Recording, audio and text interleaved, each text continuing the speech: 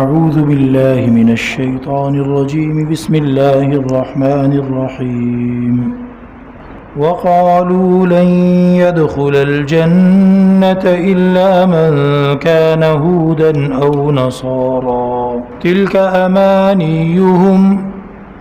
قل هاتوا برهانكم إن كنتم صادقين بلى من أسلم وجهه لله وهو محسن فله أجره عند ربه ولا خوف عليهم ولا هم يحزنون صدق اللہ العظیم۔ سورۃ البقرہ آیت نمبر 111-112۔ ترجمہ: وقالو اور بولے، لن يدخل ہرگز داخل نہ ہوگا، الجنت جنت میں، بولے کہ ہرگز داخل نہ ہوگا جنت میں، الا سوائے اس کے، من کانا جو کہ ہو، یہودن یعنی یہودی، او نصارا یا عیسائی۔ یہ لوگ کہتے ہیں یہودی اور عیسائی دونوں۔ یہودی کہتے ہیں کہ جنت میں کوئی بھی نہیں جائے گا سوا اس کے کہ جو اپنے آپ کو یہودی کہتا ہو، اور ان کے ہاں تو یہودی اس کو کہا جاتا ہے جو یہودی ماں سے پیدا ہوا ہو۔ تو مطلب یہ کہ وہ نسب اور نسل اور قومیت کے اعتبار سے یہودی ہو، وہ جنت میں جائے گا، اس کے سوا جنت میں کوئی نہیں جائے گا۔ عیسائی، نصارہ، کرسچن وہ بھی یہی بات کہتے ہیں کہ جنت میں کوئی بھی نہیں جائے گا سوائے اس کے کہ وہ اپنے آپ کو عیسائی، نصرانی یا کرسچن کہتا ہو، مانتا ہو، تو وہ جنت میں جائے گا۔ تلک امانیہم، یہ ان کی تمنا ہے، یہ ان کی دل کی باتیں ہیں، بس انہوں نے دل میں یہ سوچ لیا، ان کی یہ تمنا ٹھہری، یہ آرزو ہوئی کہ بھئی جنت میں کسی اور کو نہیں جانا چاہیے، اور صرف اس کو جانا چاہیے جو ہماری قومیت کو بطور قومیت سب سے اونچا سمجھتا ہو، اور باقی تمام قومیتوں کو، باقی تمام نسبتوں کو پیچھے چھوڑتا ہو، اس کا انکار کرتا ہو۔ تلک امانیہم، یہ ہیں ان کی تمنائیں، ان کی دل کی باتیں۔ قل، آپ ان سے کہہ دیجئے، نبی کریم صلی اللہ علیہ وسلم کو خطاب ہے اور آپ کے واسطے سے ہر سننے والے کو، کہ اے قرآن کے پڑھنے والے، تو ان سے کہہ دے، ہاتو برہانکم، ہاتو لاؤ، پھر لاؤ، ہاتو کا مطلب ہے لاؤ، لاؤ برہانکم، اپنی برہان کہتے ہیں دلیل کو، لاؤ اپنی دلیل، ان کنتم صادقین، اگر تم ہو سچے، یعنی اپنے اس دعوے میں، اگر تم اپنے اس دعوے میں سچے ہو تو پھر اس کی دلیل لے کر آؤ۔ بلا، آگے اللہ رب العزت ان کے اس دعوے کے رد میں صحیح دعویٰ پیش کر رہے ہیں۔ یہ ان کا دعویٰ غلط ہے، ان سے دلیل مانگی گئی، دلیل تو ان کے پاس ہے نہیں کوئی کہ اس دلیل کے بارے میں مزید بات کی جائے، تو پھر اللہ رب العزت صحیح دعویٰ پیش کر رہے ہیں کہ نہیں، ان کی بات تو غلط ہے، صحیح بات جو ہے وہ آگے آ رہی ہے۔ بلا، کیوں نہیں یعنی کیوں داخل نہیں ہوگا کوئی اور جنت میں،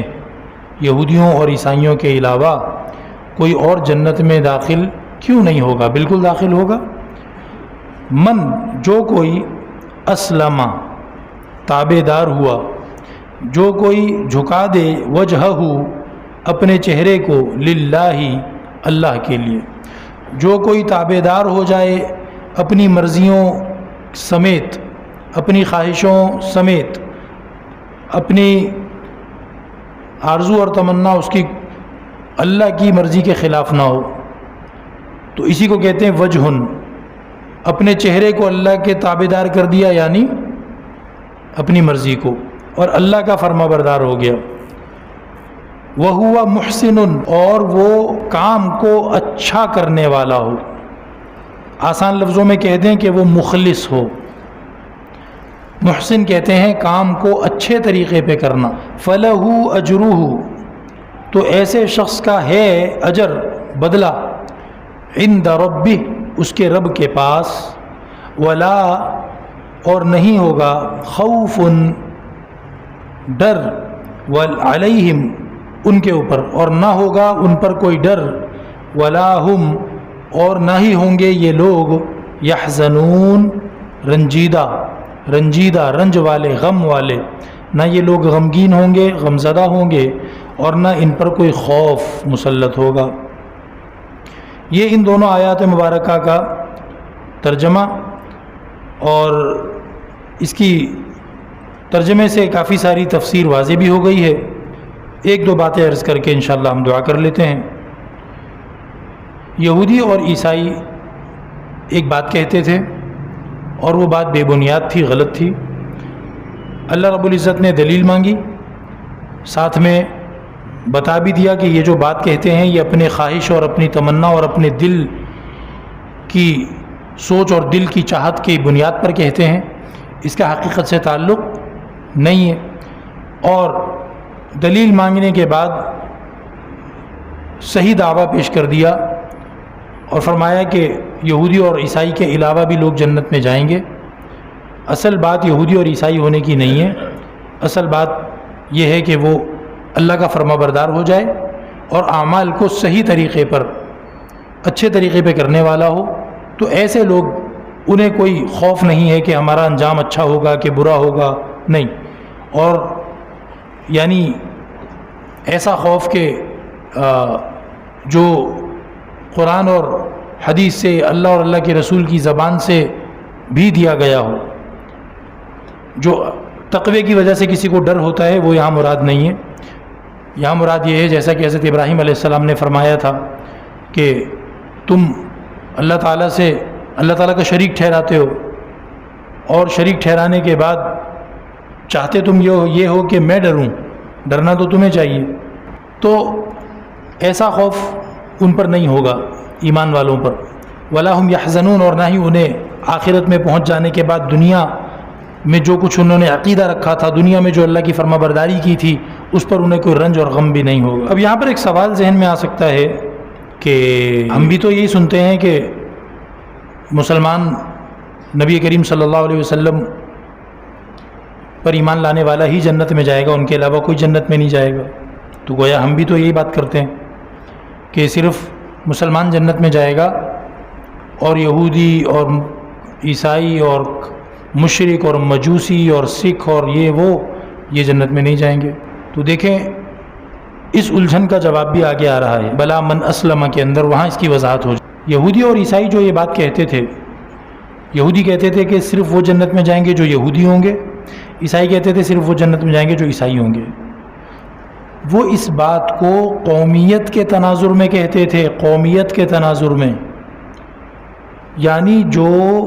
اپنے آپ کو یہودی قوم کا حصہ مانے۔ ساری قوم جو چاہتی ہے، یا قوم کے اکثر لوگ جو چاہتے ہیں، یا قوم کے صاحب اختیار، صاحب اقتدار لوگ جو چاہتے ہیں، وہ اس کا ساتھ دے، چاہے وہ کفر ہو، چاہے وہ ظلم ہو، چاہے وہ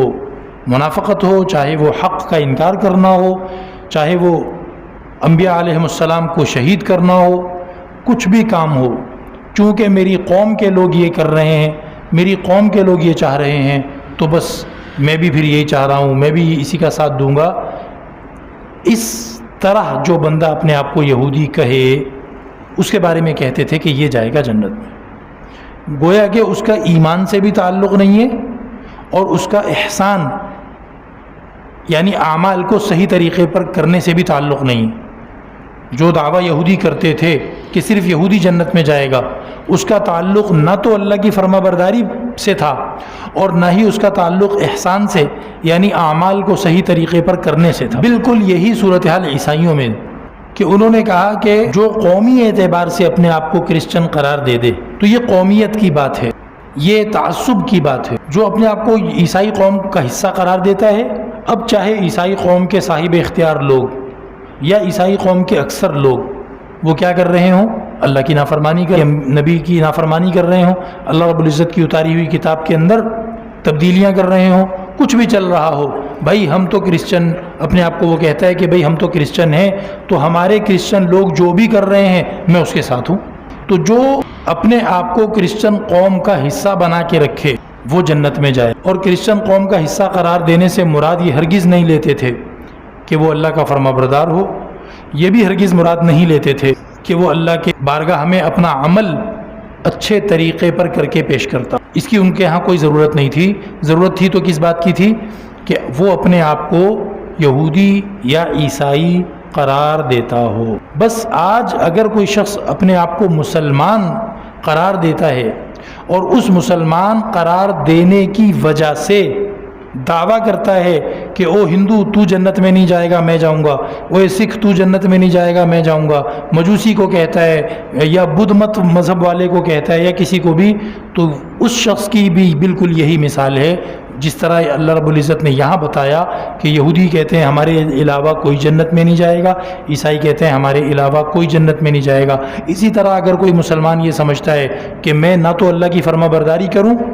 اور نہ ہی میں اللہ کی بارگاہ میں اعمال اچھے طریقے پر لے کے جاؤں، مجھے اس کی کوئی ضرورت نہ ہو اور بس میں اپنے آپ کو مسلمان کہوں، جہاں پر کوئی فارم آیا میں نے فارم بھرنے میں مسلمان کے اوپر ٹک لگا دیا، میرے شناختی کارڈ میں مسلمان لکھا ہوا ہے، میرے پاسپورٹ میں مسلمان، میرا نام مسلمانوں والا، اور جناب میرا آنا جانا اٹھنا بیٹھنا مسلمانوں کے اندر، تو اس لیے میں مسلمان قوم کا ایک حصہ ہوا اور مسلمان قوم کا جو بھی فرد ہوگا وہ ضرور جنت میں جائے گا، تو یہ غلط سوچ ہے۔ کسی بھی مذہب اور عقیدے کے لوگ اگر اللہ کی فرما برداری اور اعمال کو اچھے طریقے پر اللہ کی بارگاہ میں پیش کرنا، ان دو چیزوں کو ضروری نہیں سمجھتے اور ان دونوں کے بغیر وہ کہتے ہیں کہ ہم جنت میں جائیں گے، تو وہ غلط کہتے ہیں، اب چاہے وہ مسلمان ہو، چاہے وہ عیسائی ہو، چاہے وہ یہودی ہو۔ بلا اگلے آیت میں جو جواب دیا گیا اس کو دیکھتے ہیں، من اسلم وجہہ للہ، جس کسی نے تابع دار کر دیا اپنے چہرے کو اللہ کا، اپنے چہرے کو اللہ کا تابع دار کر دو۔ مراد یہاں پر اپنی مرضی ہے، اپنی مرضی نہیں چلاؤ اور اللہ کی مرضی پہ آ جاؤ۔ اللہ رب العزت نے جو حکم دیے ہیں ان کو تسلیم کر لو، ان کو اپنا عقیدہ مان لو کہ ہاں جو اللہ فرماتا ہے میں اکیلا عبادت کے لائق ہوں، میرے علاوہ کسی سے دعا نہیں مانگو گے، کسی کی عبادت نہیں کرو گے، کسی کے نام کا نذرانہ پیش نہیں کرو گے، کسی کے نام کی منت اور چڑھاوا نہیں چڑھاؤ گے، تو بس ٹھیک ہے میں نے اس کو مان لیا۔ اللہ رب العزت نے نماز مجھ پہ فرض کی، میں نے مانا۔ اللہ نے مجھ پہ فلاں سود حرام کیا، غیبت حرام کی اور دوسرے شراب نوشی، تیسرے چوتھے جتنے بھی گناہ حرام کیے، میں نے اس کو مانا کہ ہاں بھائی میں اس کی پابندی کروں گا، ان چیزوں سے بچنے کی کوشش کروں گا، تو یہ بلا من اسلم، اپنے چہرے کو اپنی مرضی کو اللہ کے تابع کر دیا۔ اور دوسرا کیا، وَهُوَ محسن، محسن کے دو ترجمے، ایک مخلص کہ اخلاص کے ساتھ، منافقین سے احتراز کر دیا، منافق نہ ہو کہ جناب وہ جب کچھ دنیا پرست اور دین بیزار لوگوں میں جا کے بیٹھتا ہے تو دین کے شاعر کا، شریعت کی باتوں کا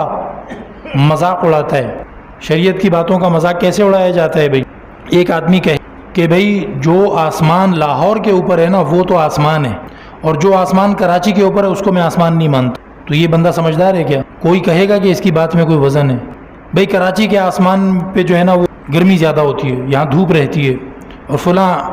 مری کے آسمان پہ بادل رہتے ہیں، وہاں برف باری بھی ہوتی ہے، تو اس لیے میں اس کو آسمان مانتا ہوں، کراچی کے آسمان کو میں آسمان نہیں مانتا۔ تو آپ لوگوں میں جب بیٹھیں گے تو آپ دیکھیں گے کہ لوگ دین کا، شریعت کا کیسے کیسے مذاق بناتے ہیں۔ ضروری نہیں ہے وہ آپ سے یہ کہیں کہ میں نماز کو نہیں مانتا، وہ کہیں گے میں فلاں مولوی کو نہیں مانتا، فلاں عالم کو نہیں مانتا، اور آپ کہیں گے کہ ہاں اس کی ہاں میں ہاں ملائیں گے، اور پھر دوسری جگہ جا کر آپ بالکل وہی بات کریں گے جو وہ کر رہا تھا، اور کچھ عرصے کے بعد آپ اس میں ترقی کرتے چلے جائیں گے۔ اور پھر وہ وقت بھی آ جاتا ہے کہ بندہ ڈائریکٹ شریعت کی باتوں پہ تبصرے شروع کر دیتا ہے. روزے پہ تبصرہ شروع ہو گیا, نماز پہ تبصرہ شروع, حج پہ تبصرہ شروع ہو گیا. تو یہ بہت خطرناک چیزیں ہوتی ہیں. تو مخلص ہو, منافق نہ ہو. منافق جو ہوتے ہیں وہ مخلص نہیں ہوتے, وہ محسن نہیں ہوتے. بظاہر اپنے چہرے کو, اپنی مرضی کو اللہ کے تابع کر دیا ہوتا ہے, بظاہر لوگوں کے سامنے یہ اسٹیٹمنٹ دے دی ہوتی ہے کہ جی میں تابع دار ہو گیا, میں نے حکم مان لیے, میں مسلمان ہو گیا, میں نے شریعت قبول کر لی, میں نے اسلام قبول کر لیا, لیکن مخلص نہیں ہوتے. جب دوسرے چینل اور دوسرے لوگوں کے پاس جا کے بیٹھتے ہیں تو پھر ان کے طرف کی باتیں کرو, تو یہ مخلص نہیں ہوتے. لہٰذا جو بندہ ظاہری طور پر, چونکہ پیچھے سورہ بقرہ میں ہم پڑھتے آ رہے ہیں, اللہ قبول فرمائے, کہ پیچھے کافی سارا تذکرہ منافقوں کا ہوا ہے, اور منافقوں کی پالیسی اور ان کا رویہ اور ان کا جو بھی انداز تھا وہ ہم نے سب یہاں پچھلے آیتوں میں دیکھا ہے. تو چونکہ پیچھے منافقین کا تذکرہ گزرا بھی ہے, تو وہ محسن سے بعض مفسرین نے محسن مخلص مسلمان مراد لیا, کیونکہ اس زمانے کے منافق بھی شریعت کے ظاہری حکم کی 99.99% پابندی کرتے. صحابہ کرام فرماتے ہیں کہ حضور کے زمانے میں اور صحابہ کے پہلے زمانے میں, پہلے یعنی تابعین سے پہلا جو زمانہ تھا, اس میں جو منافق لوگ بھی اگر کوئی, جو اللہ کے نبی نے جن بعض کے بارے میں بتا بھی دیا تھا کہ یہ منافق ہے, خاص صحابہ کو, تو وہ منافق لوگ بھی نماز میں پیچھے نہیں رہ سکتے, روزے میں پیچھے نہیں رہ سکتے. تو یہ وہی بات ہے کہ اپنے آپ کو تابع تو کر دیا ہے لیکن مخلص نہیں. اب ہم میں سے ہر شخص یہ دیکھ لے کہ ہم دین کے معاملے میں کتنا پرسنٹ, کتنے مخلص ہیں. اگر میں اس لیے نماز کے لیے جا رہا ہوں کہ میرا بھائی, میرے والد یا دوست احباب یا دکان میں کام کرنے والے, دفتر میں کام کرنے والے, وہ سب جا رہے ہیں تو اس لیے میں بھی جا رہا ہوں, یہ نہ جا رہے ہوتے میں بھی نہ جاتا, تو اس کا مطلب ہے مجھے مزید فکر کرنے کی ضرورت ہے. وَهُوَ مُحْسِنٌ, مخلص ہو. اور دوسرا ترجمہ اس کا کیا گیا وَهُوَ مُحْسِنٌ, اعمال کو اچھے طریقے پہ کرنے والا. اچھا طریقہ کون سا ہوتا ہے؟ سنت طریقہ, انبیاء علیہم السلام کا طریقہ. اس تفسیر کے مطابق مفسرین نے یہاں پر یہ ارشاد فرمایا کہ وہ جو یہودی اور عیسائی کہتے تھے نا کہ صرف ہمارا ہی بندہ جنت میں جائے گا, تو اس پر یہ تبصرہ ہے وَهُوَ مُحْسِنٌ, کہ انہوں نے اصل میں یہ کیا تھا کہ زبان سے تو یہ کہہ دیا کہ جو کچھ نبی موسیٰ علیہ السلام اور نبی عیسیٰ علیہ السلام لائے ہم اس سب کچھ کو مانتے ہیں. زبان سے تو انہوں نے کہہ دیا ہم سب کچھ کو مانتے ہیں, عقیدے کا تو اظہار کر دیا, لیکن بعد میں عمل کرنے کا جب نمبر آیا تو انہوں نے اپنی مرضی کرنی شروع کر دی. قرآن کریم نے بھی اس کا تذکرہ فرمایا ہے وَرَهْبَانِيَّةً ابْتَدَعُوهَا مَا كَتَبْنَاهَا عَلَيْهِمْ, اپنی مرضی سے کام نکال لیے, ہم نے تو نہیں دیے تھے وہ کام ان کو جو کام انہوں نے نکال لیے. تو اعمال کیے لیکن اپنی مرضی سے کیے, ایسے طریقے پہ کیے جو اللہ کو پسند نہیں تھے, اچھے طریقے کے اعمال نہیں تھے. وہ بس وہ بندہ جو اپنے مسلمان ہونے کا اعلان کرتا ہے, کہتا ہے کہ میں نے اپنی مرضی اللہ کی مرضی کے تابع کر دی, میں ایمان لے آیا, لیکن پھر جب عمل کرنے کا نمبر آتا ہے تو وہ کہتا ہے کہ جی مجھے دکھاؤ منع کدھر ہے, اور اپنی مرضی سے کوئی کام کرنا چاہتا ہے. تو ایسے لوگوں کو تنبیہ فرما دی, گویا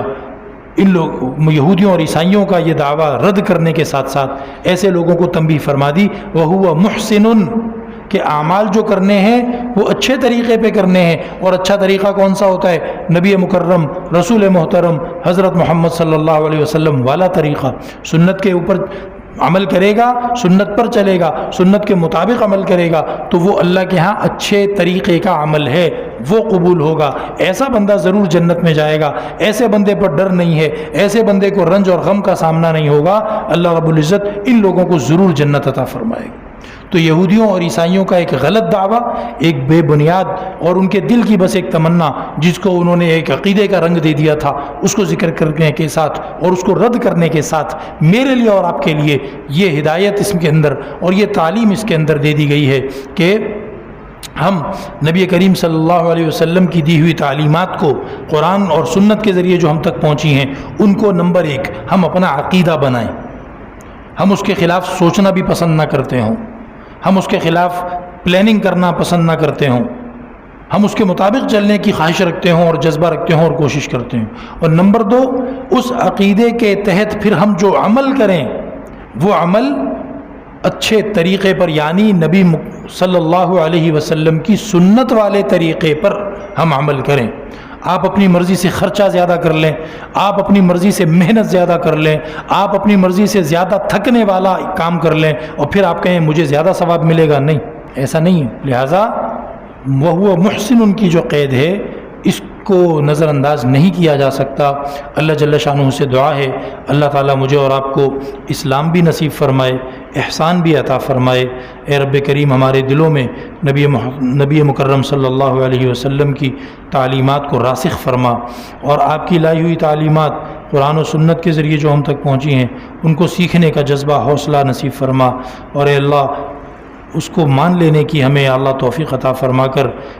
ہمیں احسان بھی نصیب فرما کہ ہم نبی محترم صلی اللہ علیہ وسلم کی سنتوں کے مطابق عمل کرنے والے ہوں، تیری رضا حاصل کرنے والے ہوں۔ نبی پاک صلی اللہ علیہ وسلم سے وفاداری نصیب فرما، آپ علیہ الصلاۃ والسلام کی ایسی محبت عطا فرما جو ہمیں حضور اکرم صلی اللہ علیہ وسلم کی سنتوں پر چلا دے۔ ربنا آتنا فی الدنیا حسنہ وفی الآخرۃ حسنہ وقنا عذاب النار، اللہم استر عوراتنا وآمن روعاتنا، اللهم اشفنا واشف مرضانا ومرضى المسلمين، اللهم ارحم موتانا اجمعين، اللهم انصرنا ولا تنصر علينا، اللهم زدنا ولا تنقصنا، اللهم اكرمنا ولا تهنا، وصلى الله تعالى على خير خلقه محمد وعلى اله وصحبه اجمعين۔